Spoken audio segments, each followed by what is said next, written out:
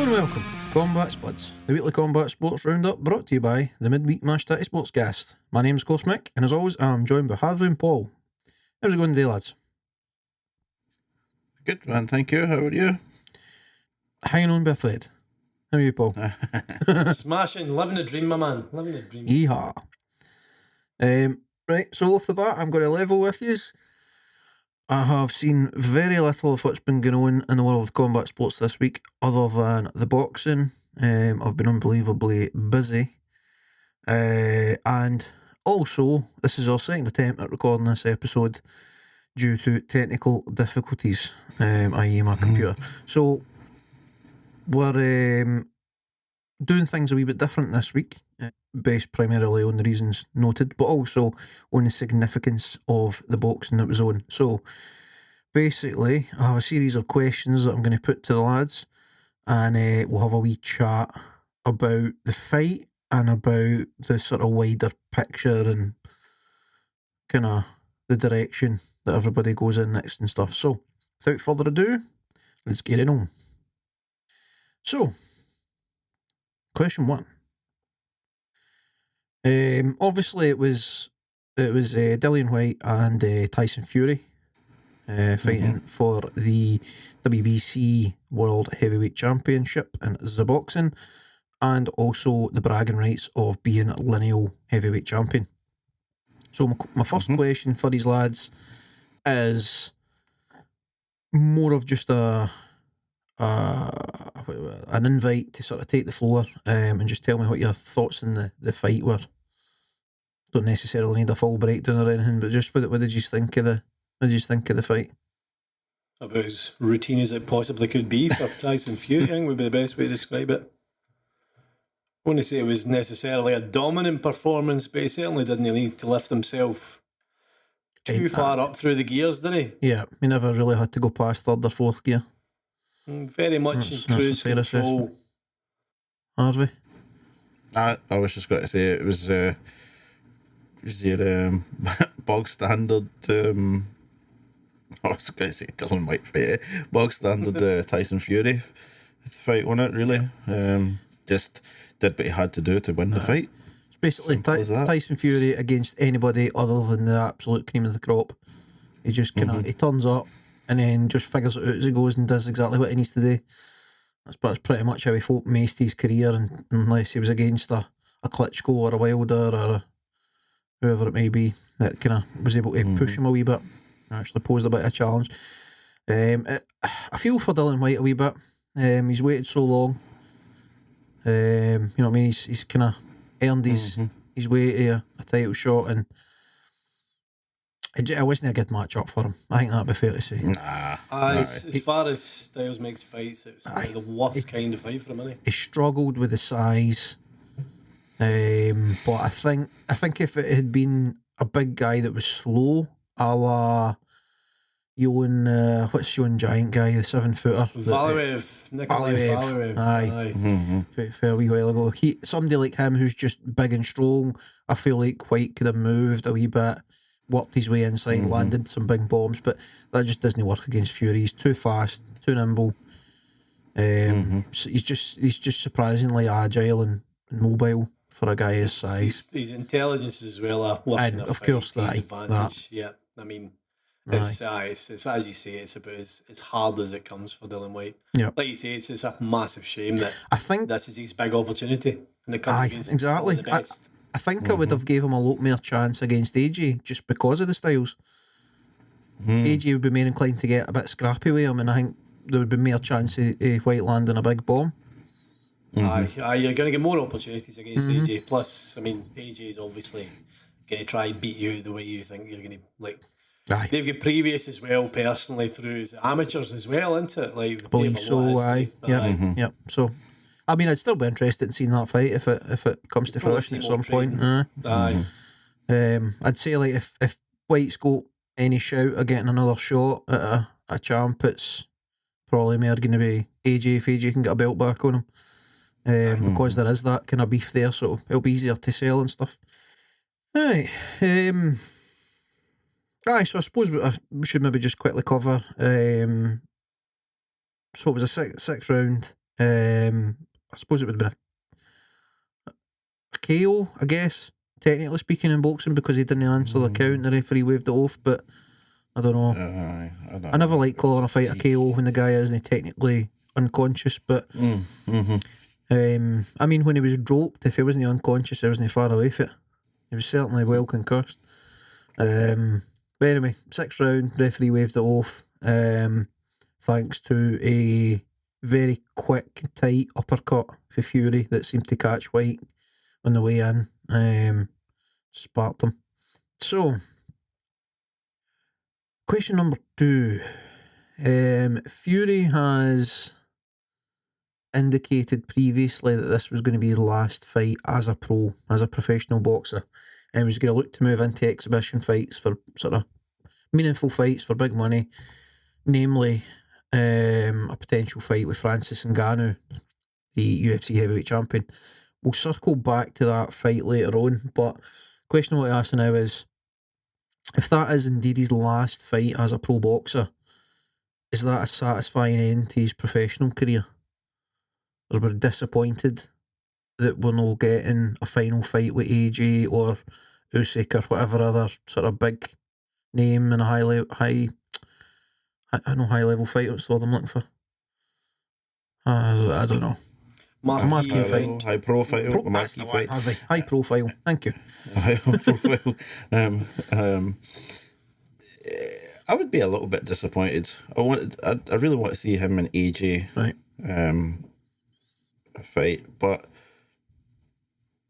if he retires now, he retires as a champ, and he's done a lot with his career. He's got a lot to be proud of in his career. So, if he wants to retire, then pat on the back to him for an excellent career.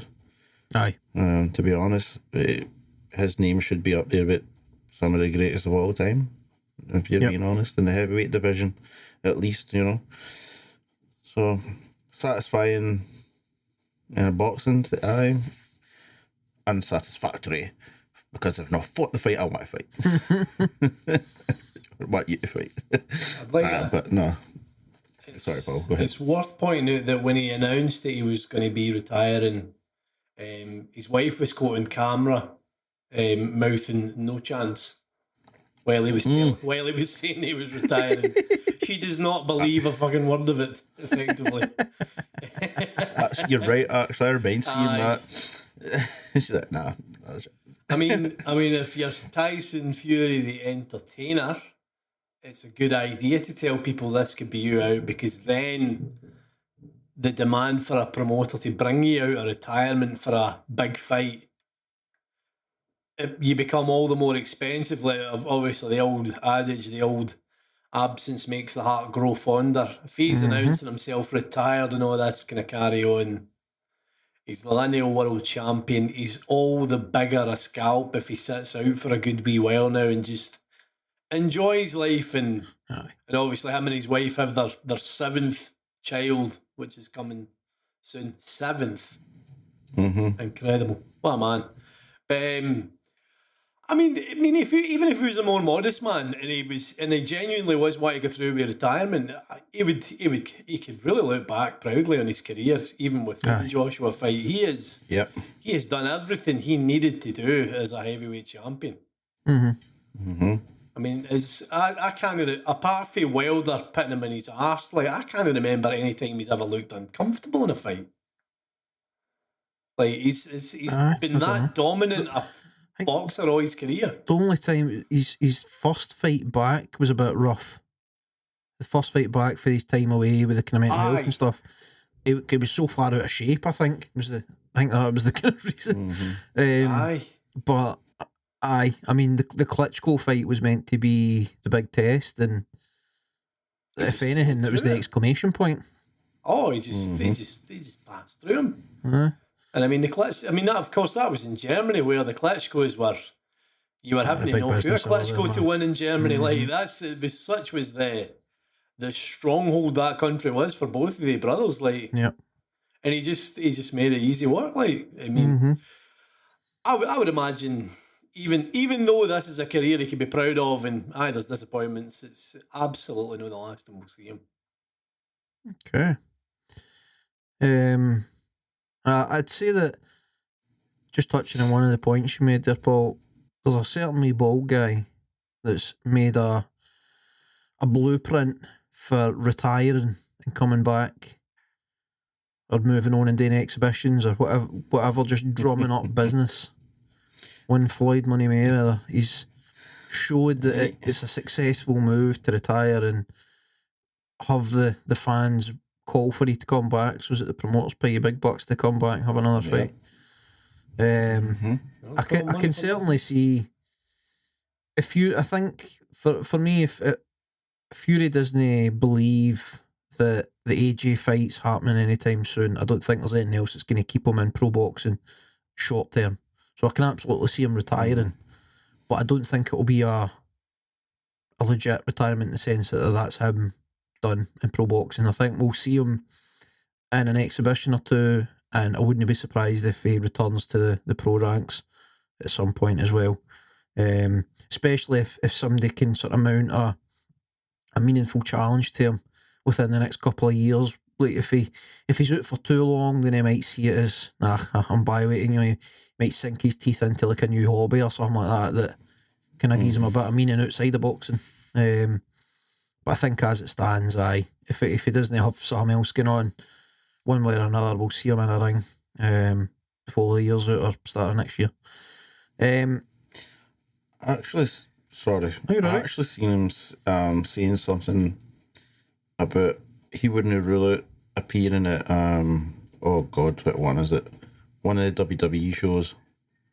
Okay. It'll pay him a lot of money. Aye, is it SummerSlam maybe? I mean, he's previously right appeared enough, in Crown if it's Jewel, gonna so be. he has.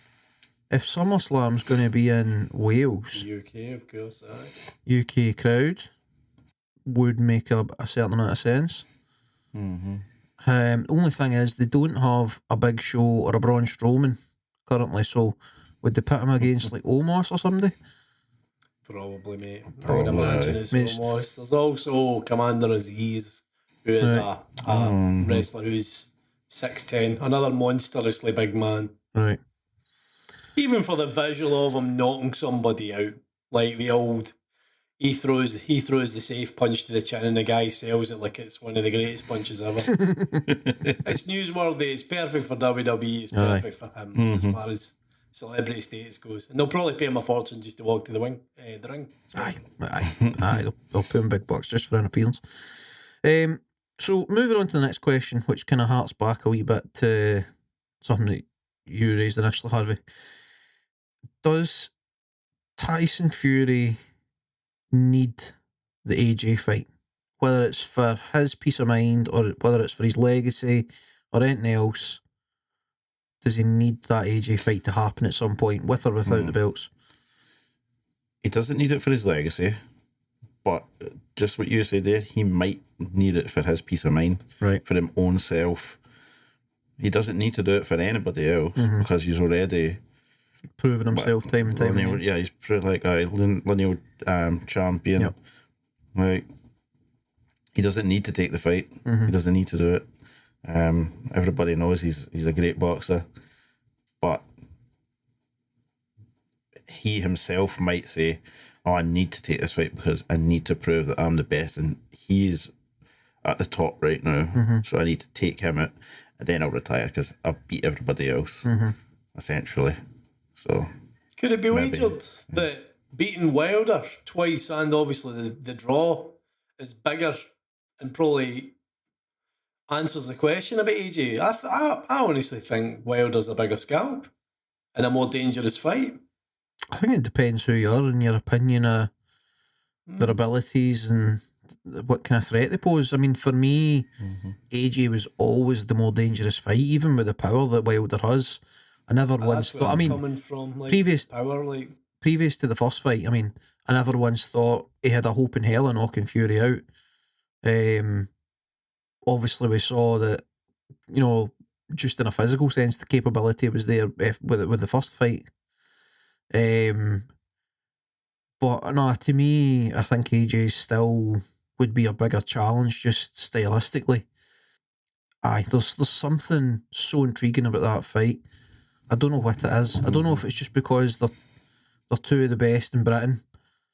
You know, and if you go back, like there's no been anything close to that since like Lennox and Bruno years ago. And aye, I mean, for me, it would just be an absolute shame if that fight never happened in one way or another. But I mean, you could argue that it could go the way of the Mayweather and Pacquiao situation, where if it does happen now, it's going to be too late. Aye, well, that's what happened in the end. There was Pacquiao was too past by the time it got to Mayweather, really, and that doesn't answer the question for me of who would win between the two of them, because one's clearly Rochelle. Yep. And I mean, in the same token, no quite in terms of physical prime or anything, but purely because AJ has now lost twice, he's no, for better or for worse, he's no the same fighter that he was when he was undefeated and he was cocky and he was whatever else. You know what I mean? That would have been a different fight for what we would get now, I think. I mean, what different in what sense exactly, I don't know. But I think an AJ that's, I don't know, 30 or whatever it might have been, as a multi-time world champion, like a multi-belt world champion, undefeated. The amount of, even just the amount of shit talk going into the fight would have been worth it. Aye. It would have been theatre. It would have been. Aye. I think there's I think there's a window at like maybe another sort of 2 years, and if it doesn't happen, it shouldn't happen. Aye. Because anything beyond that, I don't know that I want to see it anymore. Aye, so it becomes sideshow at best eventually once they kind of lose their peaks and so on and so forth. Like it's interesting to see, but it's not quite getting the legitimacy anymore. I mean, look at David Haye versus Tony Bellew. Like there was one that folk always wanted to make, but it's a shadowy David Haye that's against Tony Bellew. Yeah, and Tony Bellew is a very good fighter in his own right, but it doesn't mean the same. I don't think. Is the kind of issue with me. 100%. Just for the quick answer, for me, doesn't he need it for his legacy, but I think he wants it. I mean, I don't think he'll rest easy knowing that he never quite got to prove that he was the better man. I think, obviously I don't know the guy, but I feel like he would rather be known as the best ever British boxer than one of the best ever world champions or anything else like that. I mean, he's proud of being British, proud of being, the best boxer in the land and all that sort of stuff. That's right up his street. So I think he'll push for that one behind the scenes. Whether we see it or not, I don't know. So, straight off the back of that one, my fourth question for you is, how will Tyson Fury be remembered in terms of, I'm not saying, I'm not saying right his obituary, but and if this is him dwindling, this is him moving towards the end of his career, maybe moving on to an exhibition or two before it's all said and done, how will he be remembered? I've got to go with what I previously said about him, in that I think he deserves to be remembered as one of the best ever to do it in the heavyweight division. Yep. I think if you put him next to past heavyweight champions, he's probably very comfortable against a lot of them. He's such an unusual specimen in that he's so much weight, but yet he has all this guile that comes with it and sort of elusiveness, to use a lot of fancy big words there. Right. Like, he is probably one of the best heavyweights ever. Like, and I think that's how he'll be remembered quite rightly. I agree that I think he deserves to be. He deserves to be remembered as one of the best ever. I think true boxing fans will remember him as one of the greatest ever to do it and have him up there. However, I think a lot of people won't really remember him because he doesn't have that amazing highlight reel like some folk have. Which is a shame, but at least, you know, the true fans will remember him for what he is and what he was. Because remember, if you just go back a couple of years, not a lot of people knew who Tyson Fury was. I certainly on a world stage, you know, he's kinda even late though to he the was table, doing big that's things. fair. That is Because, fair. I think because in part of that it was wasn't that was down to the Klitschko's. You know, with them being European and dominating for so long, the arse fell out of heavyweight boxing. And they kind of locked it Ah, down, it didn't did. they, man, for years? Oh, they locked it down, big time. I mean, even those two, they'll be remembered as some of the greatest of all time as well. But anyway, stick back to Fury. Yep. I just think that some folk will overlook him just because he hasn't had those vicious knockouts like some heavyweights have. Yep. Which is a shame. But yeah, he deserves to be remembered as one of the greatest for sure. Cool. I think if I was putting money on it, I'd say he'll be remembered as the best of his generation. But I think, unfortunately, for a number of reasons, one of them being the lack of the big highlight reel, and just kind of a fair few question marks that are probably unjustly, hanging around him. Like, what would have happened if he fought Klitschko a year or two earlier? What would have happened if he didn't retire when he did initially? What would have happened? Blah. What if he fought AJ at his prime? All these things, I think they'll detract for sort of the GOAT conversation, greatest of all time. But I think it's just too hard for anybody to argue that he's the greatest of his generation. I read I read part of an article. I didn't finish it, but I read part of an article from, I can't remember if it was by Frank Bruno or if it was like an interview with him that had been turned into an article. I can't quite remember. Either way, it was comments with Frank Bruno, and he was talking about how he didn't think Tyson Fury would have hung with the best of his generation. He thought that in the 90s, heavyweight boxing was so much better, and in particular in Britain, and he thought that Lennox, him, and a couple of other guys he flung some names in would have walked through Fury. That seemed to be his, obviously heavily paraphrasing here, but he seemed to think that they would all have an easy time with Fury for whatever reason. I don't agree with him in the slightest.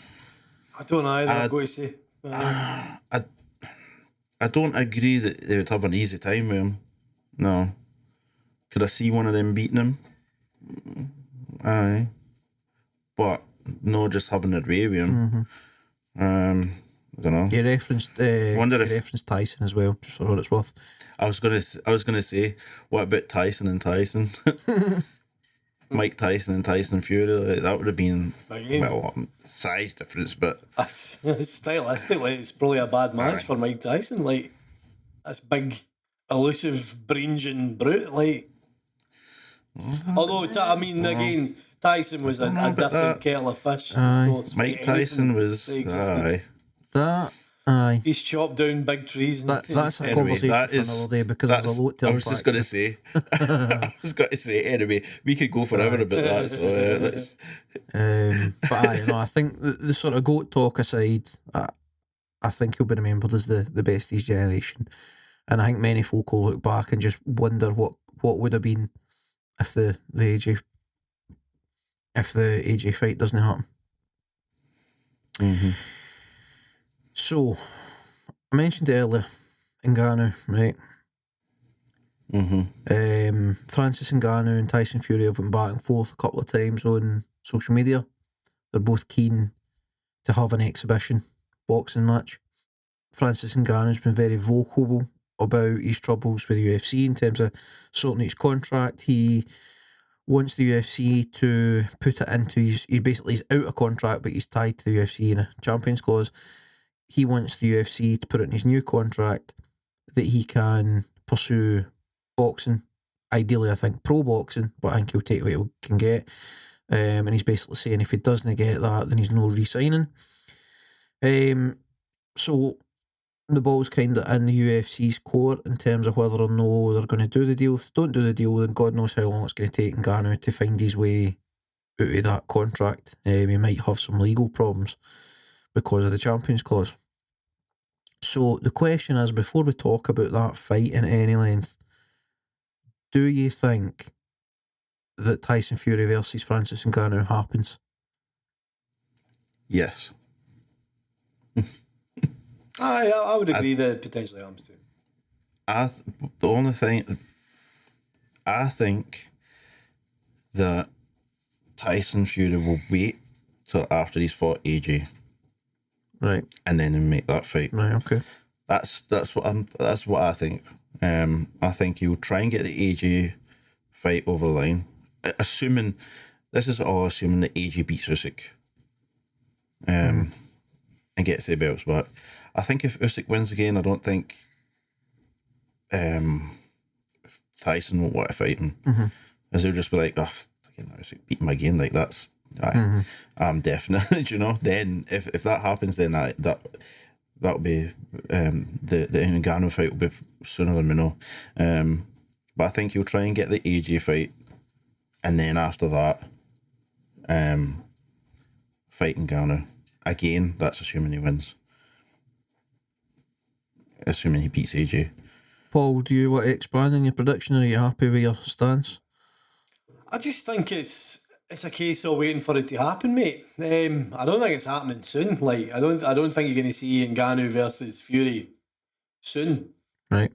But I believe in the future there's space for it. I mean, Dana White will do what's right for UFC as far as the kind of promotion of it. Yep. And I imagine there's a way of making it right for the UFC as well as for the two parties. They walked to a fight with Mayweather and McGregor, and everybody was very rich, including the UFC. So if it can happen once, it can happen again. I know they maybe want to be. I think publicly they've kind of rubbished the idea, but that they'll rubbish it to a point where it makes sense financially. That's they're businessmen at the end of the day. Aye. But do you know, I think that the reason why that get done is not so easily, but without any real problems. I think it's Conor McGregor's Dana's boy, like for a time at least. Oh, definitely at the time. He's the golden You know what I egg. mean? Aye. Definitely at the time. Where Ngannou, he doesn't really get along with Ngannou. Well, from what I've seen anyway, and what he's done to the poor man, like, so I think that will be a bit of friction as well. Conor McGregor, it was just like, oh, I want to watch, like, you know, and it would be good for this and that. Oh, yeah. Happens. But Francis now, it's it's one of those, isn't it? Don't really like him, so we'll make it hard.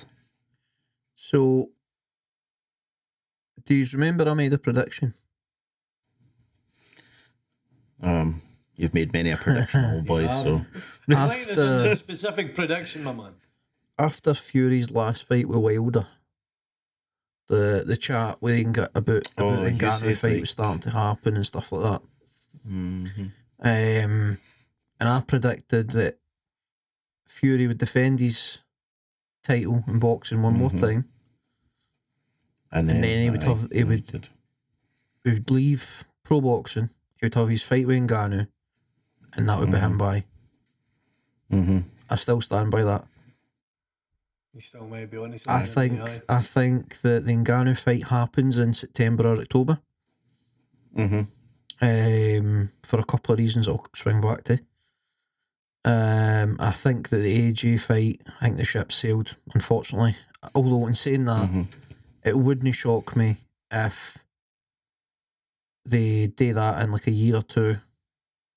Like they bring Fury comes out of retirement, AJ, whether or not he's still boxing at the time, I don't know. But the day, whether it's an exhibition or they manage to do it as a pro boxing fight, I don't know. But I think we'll see some version of that potentially down the road. Maybe just maybe. But there's a lot of ducks that would need to be in a row for that to happen. But I don't think it happens anytime soon, and I don't think Fury's going to wait for it. I think he's just going to keep things rolling and start promoting. Or he's going to want to start promoting. the Ngannou fight. Ngannou obviously recently had knee surgery. Yep. There's no hope in hell he's having an MMA fight before, like, probably February, March next year, I don't think. Maybe a wee bit sooner, depending how quick he heals. But realistically, very earliest, you're talking November, December, but that would be really pushing the timetable. He needs to let that heal properly. So it's a lot easier to train for a boxing fight than an MMA fight when you're coming back for a knee injury. You don't need to worry about takedowns and grappling, things that put your legs in awkward positions. I was actually going to say that there. Is that maybe a potential for why Ngannou's maybe want to move into boxing? Is he worried about the long-term healthy, the knee in particular? The thought might be there, but Ngannou wanted to be a boxer. That's why he left Cameroon. That he wanted to be the heavyweight champion of the world as a boxer. And it was that Ferdinand guy in Paris, France. He was the one that convinced him to go into MMA. He told him that there was more money in MMA. It was easier to get a big name and all that sort of stuff. So for better or for worse, you know what I mean? He owes that guy a lot in terms of getting him to the UFC and stuff like that. Obviously the relationship went a bit south, etc., etc. That's another story. But it's a childhood dream for Francis Ngannou to be a world champion as a boxer, and that's why he wants to chase it.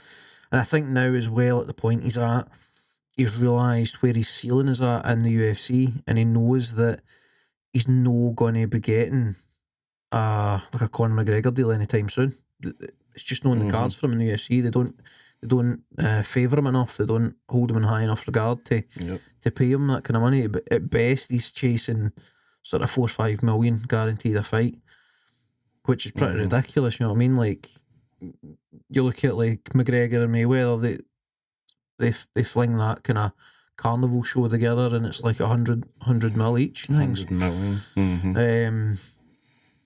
There's chat, just for what it's worth, there's chat that UFC, it was in the sort of deal, it was all kind of hush-hush, but it was built into the deal that the UFC kept a large portion of McGregor's payout for that. Actually, I remember seeing stories about that, which wouldn't surprise me. Aye, so, I think just in terms of timelines, Francis Ngannou's recovery, when the next fight would likely be for Fury, how much time it's going to take to do a deal and promote for the UFC and for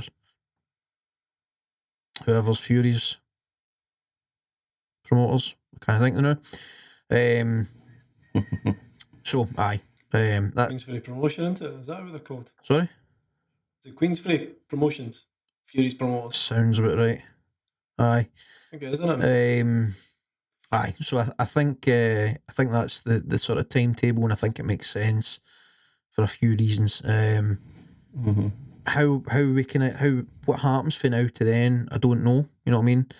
I don't know if it's like a case of Fury, like seemingly on social media and the rest of Fury chasing the fight, and Ngannou saying he wants the fight, but the UFC's not having it, and then it's not until July or whatever that, the UFC actually acknowledges, right, okay, we're doing a deal, the fight's going to happen. And they kind of go about it that way. Or if the UFC just comes out and says, right, we're entertaining it, we're going to have talks and we'll see what happens. I don't know. But aye, I stand by my prediction. I reckon by October we've got a Fury and Ngannou fight. And then I think we're all but done with Tyson Fury as a boxer. Maybe there's another exhibition in there or a pro fight if things happen the right way, but time will tell.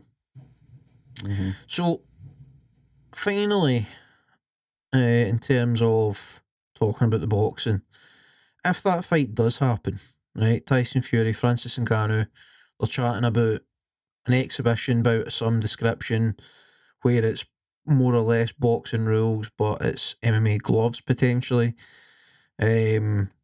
which could be interesting. Who does that fight benefit the most? Is it Fury? Is it Ngannou? Is it Fury's promoters? Is it UFC? Is it the fans? What do we think? Hopefully Ngannou, so he gets a big payday. I mean, like, obviously Tyson Fury's had several big fights, so he's got money in the bank, whereas Ngannou doesn't. So, in terms of that way, hopefully Ngannou. Yep. I would argue fans probably win big there as well. Really, like, I mean, it's the old fashioned what if question getting answered between the top MMA heavyweight and the top boxing heavyweight. As far as the fight's concerned, obviously a boxer kind of would be fancied to be a winner, but for fans, you get to watch two of the big stars for the kind of combat sport kind of world coming against one another. So it would be awesome to see, like. I think that a lot rides on the result of the fight and how it all transpires, and that kind of depends a lot on the rule set and everything that goes into it. But just to throw a hypothetical out there, imagine what happens for Francis Ngannou's career if he's the first and only man to knock out cold Tyson Fury. And if anybody on this fucking planet has the power to do that, it is that man. Now, I'm not saying he's got the boxing ability. He's a pretty damn good boxer for a heavyweight MMA fighter, but he ain't anywhere close to Tyson Fury's level. So whether he can land the punch, I don't know. But if it does land, then he sure as fuck has the power to put Fury out. Because again, I said it before, I'll say it again, I think 100% Francis Ngannou has more power than Deontay Wilder. I firmly believe that. So if he can land that miracle punch the way Wilder did in that first fight, I don't think Tyson Fury gets back up under any rule set. Wow, there's a statement. So, you know what I mean? Does the fight happen? What's the exact rules? What gloves are they wearing? You know, so there's a lot of question marks there. But if Ngannou can get through the fight without getting knocked out or finished in some capacity, that's a win. You know, if it's anything close to like a pro boxing rule set, that's a big win for him. And it definitely ups his stock. You know what I mean? It probably puts him in front of a lot of people that haven't seen or heard of him before. You know, people come across the boxing and the like. And just the what if. if he can stop Fury, dear God, man, the UFC better open up their checkbook. They need to pay that man because the sky's the limit then. You know what I mean? There's Wilder, there's AJ, there's everybody else in pro boxing. They're all going to be clambering. Even though they might be terrified, they're all going to want that fight because that's then the biggest fight. You know what I mean? Yep. Ngannou is the man if he wins that. So it's not so much a prediction there, it's just a whoa, maybe. Okay, well, I think that's about enough of the boxing chat. Harvey, do you have a highlight for us before we wrap it? I do have a highlight. I have two highlights. 3 or 4. Actually, I just wanted to start it by saying, like, well, my highlight this week is Shmila Sundell. Say that again? Shmila Sundell. Right. I hope I'm pronouncing that right. She's from Sweden. Sweden. She's 17 years old, and she just became world champion Muay Thai at strawweight. I want to say, strawweight. Bravo. She is now the 17. strawweight Muay Thai champion at 17. That's ridiculous. And you can watch the fight against it was against Jackie Buntan.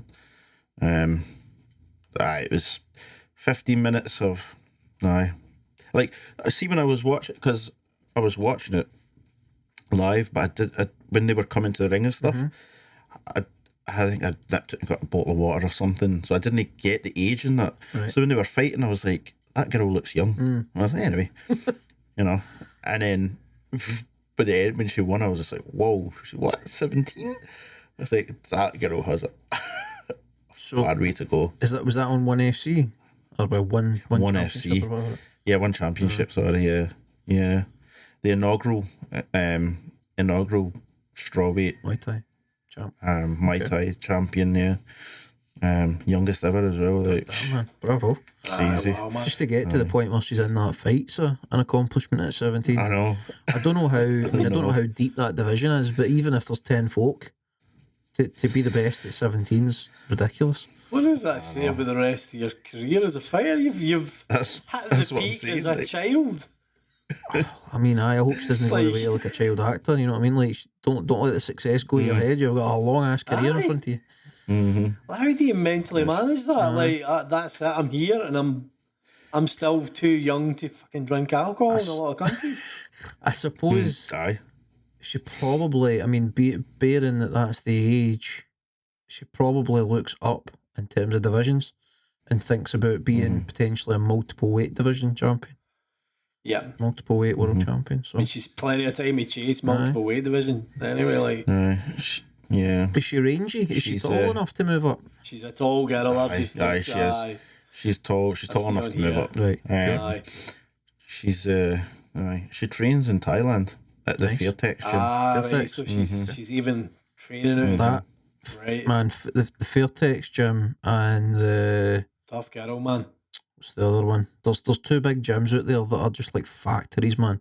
They just pump out world class fighters after one after the other. One after another. Yeah. Just watching a clip of her debut here last month that she is, even against a rangier opponent, she's legit, man. I know she's legit. Aye, no, she is legit. Aye. So, I was just wanted to show you another video from One FC. It's about 4 minutes long. Okay. Heads up. So it's So we if YouTube you go into jobby. YouTube. Yeah, go into YouTube. Just Liam Harrison versus. Yes, love about Liam Harrison. It's I'm going to say the name, but I'm going to spell it. Muay Thai Sinachi. Anyway, you can just put in Liam Harrison versus MUANGTHAI. And then after that, just put one championship and it'll come up. It'll be the full Did it not be fight. Sanchai? It's Sanchai. I don't know. What did I say? Senchai? Sinachi. Who knows? I think it'd been Wang Tai Sanchai. Sanchai. Like a lot of Thai fighters, though, it's his first name that's up on the match graphic. I noticed on the graphic for the fight. So the video is about 4 minutes and 30 seconds long. Is somebody's going to play it with the I'll sound? play a bit of sound. Right, okay, so is everybody ready? I'm just getting clear of the advert for trying to some put- reason There we foundation. go. I don't think I want to buy foundation. Right, I'm good, man. Oh, Good. I'm looking for Michael, you good? concealer, man. Move over a wee bit. There we go. Right, okay, I'm ready. All right, press play in 3, 2, 1, play.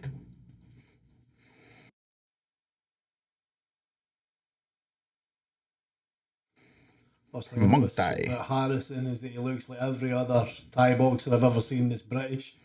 Absolutely hard as fucking tattooed to the nines.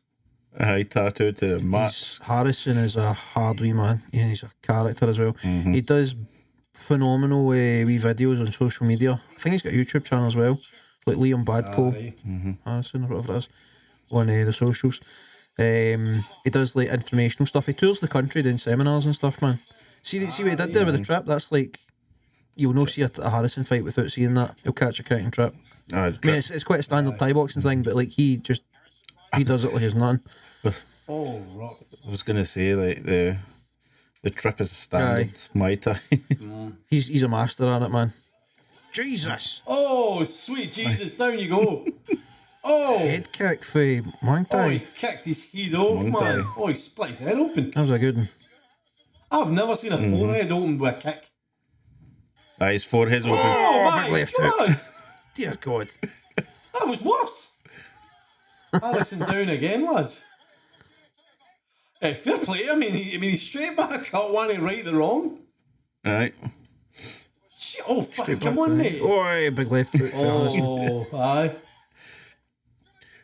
Right. Got to say, man. Oh, again.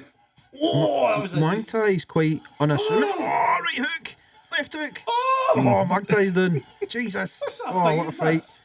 that? I knew Muay Thai's in the Brilliant fight, isn't it? Muay Thai's like Oh, a slip man. ref. What are you talking about? Aye. Aye, while doing the old dance, the old chicken dance. Oh, no, he's not Harrison having the is show. going for it. Harrison's going. He needs to watch himself, missed with though, the man. kick. Getting a wee bit reckless. Oh, right hook, left hook, uppercut, Oh, right hook. Jesus. Right, 2 down. Jesus. 4 knockdowns in 2 minutes. 2 knockdowns apiece.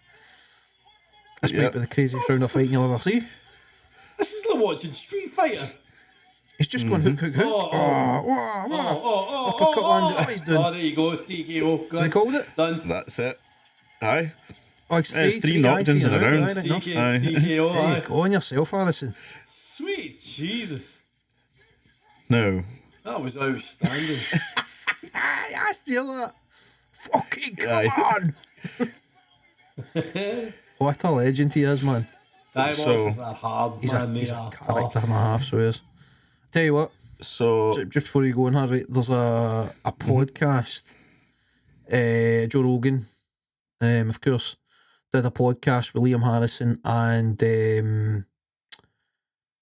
what's the guy's name? Shoreman, Vinny Shoreman. He's like I think he was. I believe he was one of Harrison's coaches. I think, I don't know if he still is, but he does a lot of commentating for different Muay Thai organisations.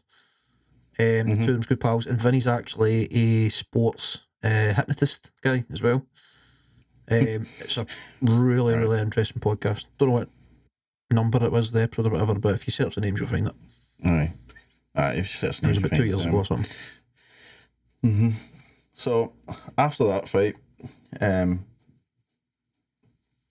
Chatry came into the ring and he was like, you just earned yourself $100 grand. Outstanding. Wow, man. So that's only the second time in one championship history that Chatry's gave away on a 100,000 bonus. Right. That was Liam Harrison. Obviously got that because, well, watch the video and you'll see, as you've seen, that was a wild 4 knockdowns in the space of a minute and a half, 90 seconds, say. And then, aye. Redonkulous, It's a good man. fight, eh? That's one of the best rounds of fighting you'll ever watch. That was... Aye, that was. Because, I mean, the thing is, you'll see some hell of a good fights, like hell of a good one-rounders in MMA and stuff like that. But that is high-level striking as well. It's no just like a scrap. That's That's high-level Muay Thai. high-level Muay Thai. Just plain rock'em sock'em robots. Love it, man. And like I say, that I mean, go follow Liam Harrison on the social media, man. The guy's an absolute character. So he's great. Aye, fair play. Definitely looks like he's worth following with that, man. Jesus. I can't believe that. His highlight reel's tremendous. Well, he's got more than one, but like I mean, there's videos where it's just a highlight reel of him tripping. See, I'm talking about like that's like a kind of stand like there's video where it's just like probably about 20 fights, just clip after clip after clip of him just catching the kick trip. He's brilliant at it, man.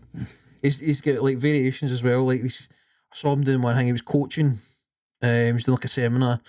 It's like he catches the kick with his left arm, but he steps across to his right, and then he like brings his right leg behind him and pulls the leg out. I don't know. It's like some kind of Matrix move, man. It's wild. You'd have to see it to get what I'm talking about. But anyway. Anywho. Was that us? Was that the highlight? Aye. Nice. I mean, I don't know what else you could pull out your hat, man. You can't talk like that. Aye. No. If I was going to show, if I could have showed another one, I would have showed the other one first, then that. Right. Nah, makes sense. The other one I had was the submission grappling. Okay. And it was only like a 4-minute video because I don't think Paul's watched any submission grappling. Have you? No, I've never really watched it. I remember doing it in college at lunchtime with you guys. Being absolutely shite at it. Getting chucked about like an empty tracksuit for everybody. Such was my athletic abilities. That was the highlight right there. Thank you very much. That's That was my an tie. absolute treat. That was very enjoyable. It went from fucking 1 to 100 very quickly as well. It started off like just a standard Thai boxing fight, and then it was just everything was happening. Aye. Street Fighter, man. Literally Street Fighter. Right, well, if you have been, thank you very much for listening. Please do remember to check out the website and follow us on the socials. The website is themidweekmashttattie.com. Socials is some variation of Mashed Tattie, depending on what social media you're on. It's pretty much the same everywhere, Midweek Mashed Tattie. And spread the word. Tell your friends, tell your family members. Send them a link to the website. Send them a link to an episode, whatever you feel like. I don't know. Right later. Especially on a week like this, we are so close to record month. Let's get there. I tell you what, if you can spread the word this week, it would mean a lot to us. We're almost at our record month, so just a wee boost will just see us at the finish line. Got an extra couple of downloads in each episode this week. We will smash our target. So, my name is Mick. They have been Harvey and Paul, and we will see you in about your lugs same time next week. Bye-bye, driver. Ta-ta, driver. We will see you later. Cheers.